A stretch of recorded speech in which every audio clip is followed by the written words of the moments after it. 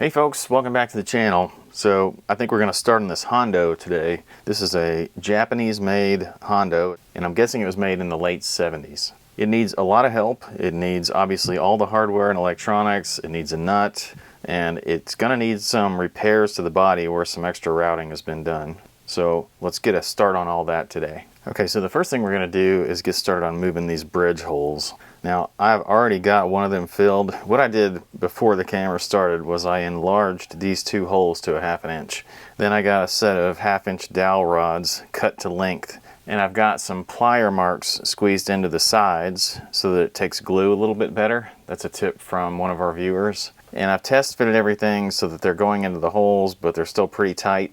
Now I just need to get some glue on these things. And by the way, the reason that I'm doing this thing is because the bridge isn't a standard spacing. The bridge posts are about 1 millimeter or 2 millimeters shy of a normal Epiphone or another import bridge. So I just wanted to change it over so that I could find a bridge more easily. I'm just going to fill these holes and re-drill them slightly wider.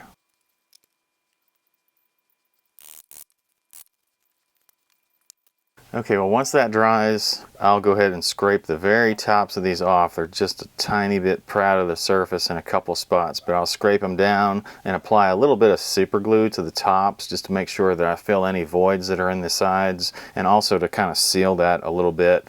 Then I'll mark them for re-drilling. Okay, I've got my bridge holes filled. I did make a little bit of a mistake, and after I drop filled with super glue, I got a little bit overzealous, I guess, with the sanding, and I came through the yellowing on this aged finish. So I don't know what I'll do about that. I may cover that with some kind of plate or design or something. We'll see. But to go any farther with this, I'm going to go ahead and remove the neck because there's a repair that I want to make in the neck pocket.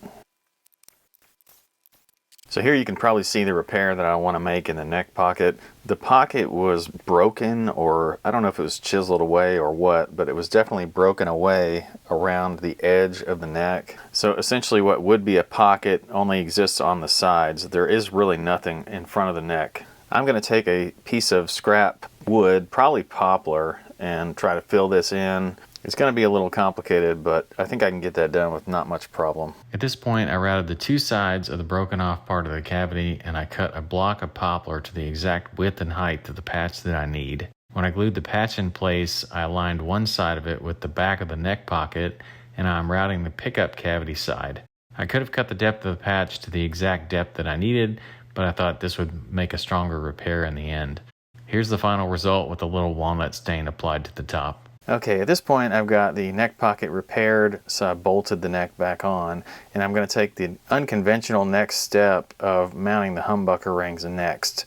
The only reason that I'm doing that is because I've noticed that all these cavities and these holes for the bridge and tail are all slightly toward this side of the guitar. It's not much, it's just maybe 1 millimeter or so, but everything is kind of shifted over. And it must have been the routing or something that Hondo did back in the day, but I guess I just want to get everything I can sort of mounted in here before I try to locate those new bridge holes. It's really just a paranoia that I've got that this neck pocket might have been routed on a different router than the humbuckers and some of this other stuff. So maybe it's not all in line, and maybe I'm worrying about nothing, but I'm going to go ahead and do the humbucker rings anyway. Oh, and by the way, I went ahead and filled all the screws for the humbucker rings because they were kind of all over the place too. So I'm just going to go ahead and re-drill.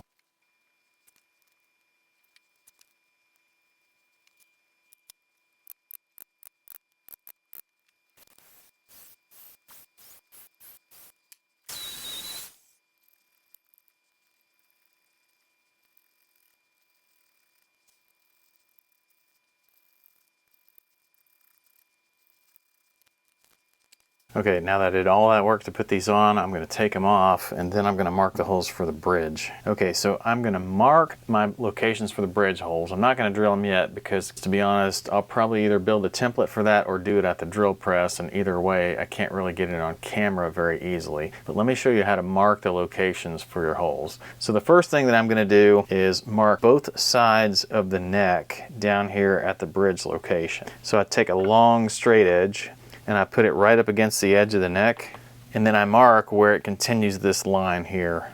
Then I switch to the other side, mark this side. Okay, now what that's done, it's given me two lines that I can use to find my center line between them. So I'll have to do that here in a second. But the other thing that you want to do is establish the location on those lines where I want to place my bridge. So the first thing we want to do is mark 24 3/4 of an inch across these two lines, and that is my starting point for where I'm going to measure the bridge. So that's my scale length. So let's do that first. I'm going to put a little block up here where the nut would be. I don't have a nut just yet, so I need to mark 24 3/4. So that's one side.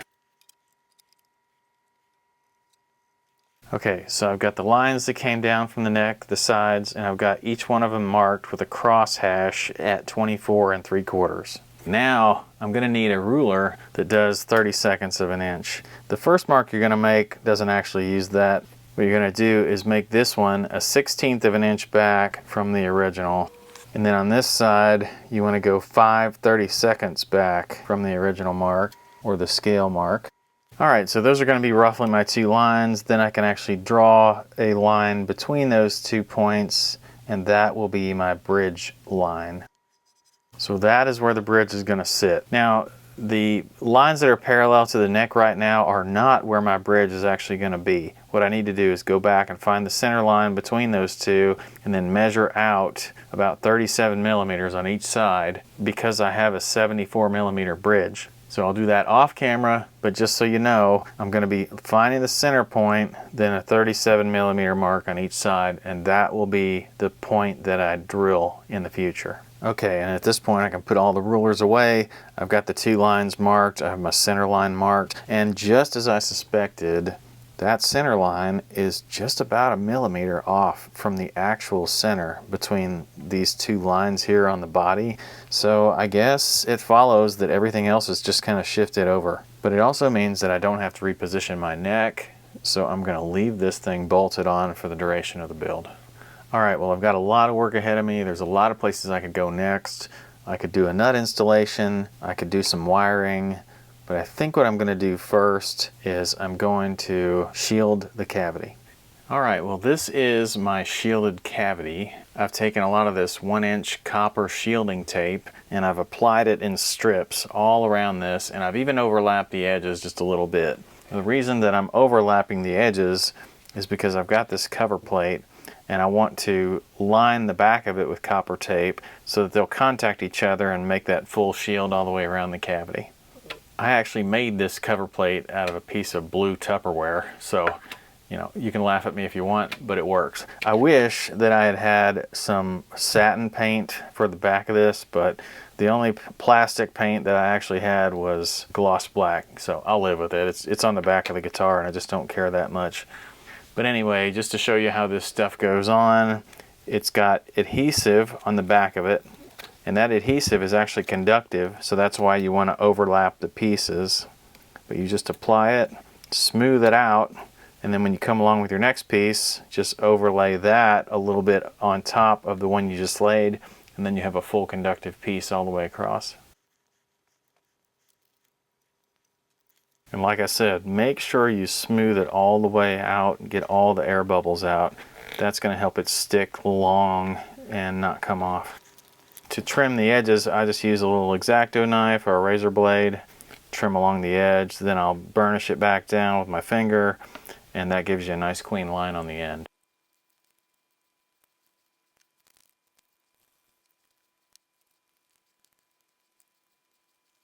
Okay, everything is looking pretty good on my cover plate, so let's move on to something else. Like I said, there's so many places I could go with this build next, but this one actually came with some tuners that are kind of an upgrade. They're locking tuners, and I've seen these on Amazon before. They're the kind where they have the concentric circles on the back of the locking knob. I don't know if they actually have a brand name or anything. I've kind of avoided buying them in the past, to be honest, but since they're here with this build, I'm going to use them. This one seemed to have those diagonal pattern open tuners, I would guess, and I'm going to fill the top holes which are exposed when these tuners are installed. Okay, well, I'll clean up that excess, and I also want to clean up some of the chip out that the previous owner must have done whenever they installed the new tuners. There's just a little bit of chip out around 2 of the tuner holes, and I'm just going to fill that with some CA glue.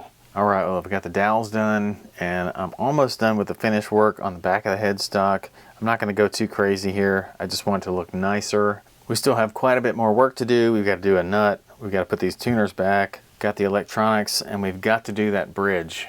So plenty of stuff left for a part 2. And I think it's about time to end the episode here. I really appreciate you guys hanging out with me for this episode. I appreciate when you guys give me the likes and the comments. I appreciate when you guys subscribe. I love it when you visit those Amazon links, and I'll see you guys next time.